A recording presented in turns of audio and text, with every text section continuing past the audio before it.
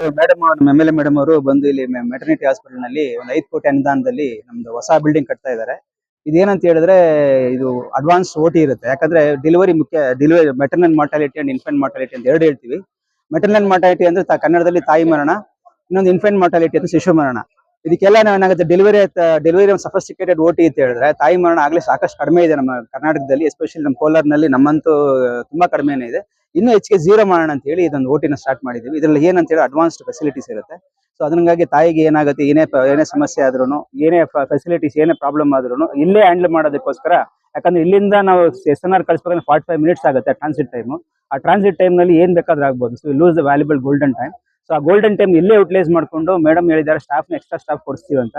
So ಹಂಗಾಗಿ ಇನ್ನು extra staff ತಗೊಂಡು ಏನು ಹೊಸ ಒಟ್ಟಿನಲ್ಲಿ ಏನ್ ಫೆಸಿಲಿಟೀಸ್ ಇದೆ ಅದನ್ನ ಯೂಸ್ ಮಾಡ್ಕೊಂಡು ಈ ತಾಯಿ ಮರಣ ಏನಿರುತ್ತೆ ಅದನ್ನ ನಾವು ಕಡಿಮೆ ಮಾಡೋದಕ್ಕೋಸ್ಕರ ನಾವು ಮೇಡಮ್ನವ್ರು ಅನುಕೂಲ ಮಾಡಿಕೊಟ್ಟಿದ್ದಾರೆ. ನಮ್ಮ ಆಸ್ಪತ್ರೆ ಪರವಾಗಿ, ನನ್ನ ಪರವಾಗಿ, ಎಲ್ಲರ ಪರವಾಗಿ ಮೇಡಮ್ ಥ್ಯಾಂಕ್ಸ್ ಹೇಳ್ತೀನಿ. ಅದೇ ರೀತಿ ನಮಗೆ ಇನ್ಫೆಂಟ್ ಏನು ನಮಗೆ ಮಗು ಆದ ತಕ್ಷಣ ಹೊಸ ನ್ಯೂ ಬಾರ್ನ್ ಕೇರ್ ಅಂದ್ರೆ ಜಸ್ಟ್ ಬಾರ್ನ್ ಅಂದ್ರೆ ನ್ಯೂ ಬಾರ್ನ್ ಬೇಬೀಸ್ಗೆ ಅದಕ್ಕೂ ಅಷ್ಟೇ, ಅದಕ್ಕೆ ತುಂಬಾ ಸೂಕ್ಷ್ಮ ಇರ್ತದೆ. ಹೊಸದಾಗಿ ಹೊರಗಡೆ ಬಂದಾಗ ಸೊ ಅವ್ರಿಗೂ ನಾವು ಸರಿಯಾಗಿ ಕೇರ್ ಕೊಟ್ಟಿಲ್ಲ ಅಂದ್ರೆ ಅದನ್ನು ಮರಣ ಸಾಧ್ಯತೆ ಜಾಸ್ತಿ ಇರ್ತದೆ. ಸೊ ಅದನ್ನು ಫೆಸಿಲಿಟೀಸು ಇಲ್ಲಿ ನಾವು ಹಾಸ್ಪಿಟಲ್ 2 ಫೆಸಿಲಿಟೀಸ್ ಇಲ್ಲಿ ಮಾಡಿದೀವಿ. ಒಂದು ಫೆಸಿಲಿಟೀಸು ಅಂದ್ರೆ ಒಂದು ಸ್ಪೆಷಲ್ ಅಂದ್ರೆ ನಮ್ಮಲ್ಲೇ ಹುಟ್ಟಿದಂತ ಮಕ್ಕಳಿಗೆ ನಾವು ಇಲ್ಲೇ ಬೇರೆ ಸೆಪರೇಟ್ ಮಾಡ್ತೀವಿ. ಅಕಸ್ಮಾತ್ ಹೊರಗಡೆಯಿಂದ ಪ್ರೈವೇಟ್ ಹಾಸ್ಪಿಟಲ್ ಆಗುತ್ತೆ, PSCಗಳಾದಾಗ ಅಲ್ಲಿಂದನೂ ರೆಫರ್ ಆದಾಗ ಅದಕ್ಕೊಂದು ಸಪ್ರೇಟ್ ಇಟ್ಟಿರ್ತೀವಿ. ಸೊ ಹಂಗಾಗಿ ಅದರಿಂದ ನಮಗೆ ಸಾಕಷ್ಟು ತುಂಬಾ ಹೆಲ್ಪ್ ಆಗಿದೆ.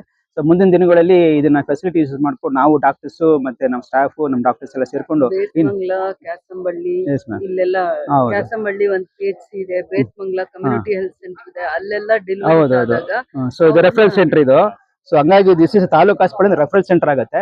ಸೊ ಅಲ್ಲಿಂದ ಏನಾಗುತ್ತೆ, ಬೇತ್ಮಂಗ್ಲನಲ್ಲಿ ಆಗ್ಲಿ PHC ನಲ್ಲಿ ಕೆಲವು ಏನ್ ಸುತ್ತಮುತ್ತ 7-8 PHCs ಇದಾವೆ. ಸೊ ಅಲ್ಲಿ ಏನಾಗುತ್ತೆ ಅಂತ ಹೇಳಿದ್ರೆ ಅಲ್ಲೇ 108 ಆಂಬುಲೆನ್ಸ್ ಕರ್ಕೊಂಬಂದಿದ್ದ ಮಕ್ಕಳಾಗ್ಲಿ ತಾಯಿ ಆಗ್ಲಿ ಮುಂದೆ ಅಡ್ವಾನ್ಸ್ಡ್ ಕೇರ್ ಇಲ್ಲೇ ಕೊಟ್ಟು ಇಲ್ಲೇ ನಾವು ತಾಯಿನ ಮತ್ತೆ ಮಕ್ಕಳನ್ನ ಬದುಕಿಸುವಂತ ಫೆಸಿಲಿಟೀಸ್ ಮೇಡಮ್ ಮಾಡ್ಕೊಟ್ಟಿದ್ದಾರೆ. ಸೊ ಮುಂದಿನ ದಿನಗಳಲ್ಲಿ ನಾವೆಲ್ಲ ಸೇರ್ಕೊಂಡು ಡಿಸ್ಟ್ರಿಕ್ಟ್ ಸರ್ಜನ್ ಆಗ್ಲಿ, ನಮ್ಮ ಸ್ಟಾಫ್ ಆಗಲಿ, ನಮ್ಮ ಡಾಕ್ಟರ್ಸ್ ಆಗಲಿ ಎಲ್ಲ ಸೇರ್ಕೊಂಡು ಜನಗಳಿಗೆ ಇನ್ನು ಹೆಚ್ಚೆಚ್ಚಿಗೆ ಸೇವೆ ಕೊಡ್ತೀವಿ. ಆ ಜನರಲ್ ಹಾಸ್ಪಿಟಲ್ ನಲ್ಲಿ ನೀವು ಏನ್ ಮೇಡಮ್ ಏನ್ ಎಕ್ಸ್ಪೆಕ್ಟ್ ಮಾಡ್ತಾ ಇದ್ದಾರೆ, ಡಾಕ್ಟರ್ಸ್ನೆಲ್ಲ ಕೋಆರ್ಡಿನೇಟ್ ಮಾಡ್ತಾ ಇದ್ದಾರೆ. ಡಾಕ್ಟರ್ಸ್ ಎಲ್ಲ ಬಂದಿದ್ದಾರೆ, PGs ಎಲ್ಲ. ಸ್ವಲ್ಪ ICUಗೆ ಸ್ವಲ್ಪ ಸ್ಟಾಫ್ ಕೋಆರ್ಡಿನೇಷನ್, ಯಾಕಂದ್ರೆ ICU ಅಂದ್ರೆ 25 it's not easy. ICU should run 24/7. ಅದಕ್ಕೆ 3 ತರ ಸ್ಟಾಫ್ ಹಾಕ್ಬೇಕಾಗುತ್ತೆ. ಸುಮ್ಮನೆ ಮಾಡ್ಬಿಟ್ಟು ಕಾಟಾಚಾರಕ್ಕೆ ಮಾಡೋದಲ್ಲ ಅದು.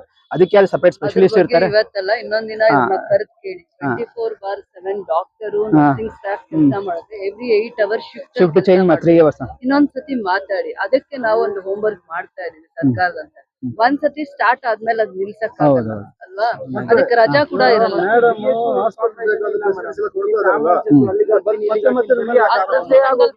ಆರೋಪ ಅಂದ್ರೆ ಇವಾಗ ಆರೋಪ ಅಂತ ಹೇಳಿದ್ರೆ ಎಲ್ಲಾ ಕೇಸ್ನು ಹ್ಯಾಂಡಲ್ ಮಾಡಕ್ಕಾಗಲ್ಲ. ಕೆಲವು ಟೈಮ್ ನಲ್ಲಿ 100 ಕೇಸ್ ಒಂದು 5-6 ಕೇಸ್ ರೆಫರ್ ಮಾಡ್ಲೇಬೇಕಾಗುತ್ತೆ. ಇಟ್ಸ್ ತಾಲೂಕು ಡಿಸ್ಟ್ರಿಕ್ಟ್ ಲೆವೆಲ್ ಇನ್ನೂ ಫೆಸಿಲಿಟಿ ಜಾಸ್ತಿ ಇರುತ್ತೆ. ಮೆಡಿಕಲ್ ಕಾಲೇಜ್ ಇದಕ್ಕಿಂತ ಫೆಸಿಲಿಟಿ ಜಾಸ್ತಿ ಇರುತ್ತೆ. ಸೊ 100 ಜನಕ್ಕೆ ರೆಫರ್ ಮಾಡ್ಲೇಬೇಕಾಗುತ್ತೆ. 10 ಜನ 100ಕ್ಕೂ ನಾವು ಟ್ರೀಟ್ಮೆಂಟ್ ಕೊಡಕ್ಕಾಗಲ್ಲ. 15% ಯಾವುದೇ ತಾಲೂಕಿನ ರೆಫರಲ್ ಇದ್ದೇ ಇರುತ್ತೆ, ಅದು ಅಕ್ಸೆಪ್ಟ್ ಮಾಡ್ಕೋಬೇಕು. ನಾವು ಇನ್ ಇಂಟ್ರೆಸ್ಟ್ ಆಫ್ ಪೇಷಂಟ್ ಮಾಡ್ತೀವಿ ಹೊರತು ನಾವು ಟ್ರೀಟ್ಮೆಂಟ್ ಕೊಡಕ್ಕಾಗಲ್ಲ ಅಂತಲ್ಲ. ಸೊ ಪೇಷಂಟ್ ಸೇವ್ ಆಗಲಿ ಅಂತ ಇಂಟ್ರೆಸ್ಟ್ ಮಾಡ್ತೀವಿ.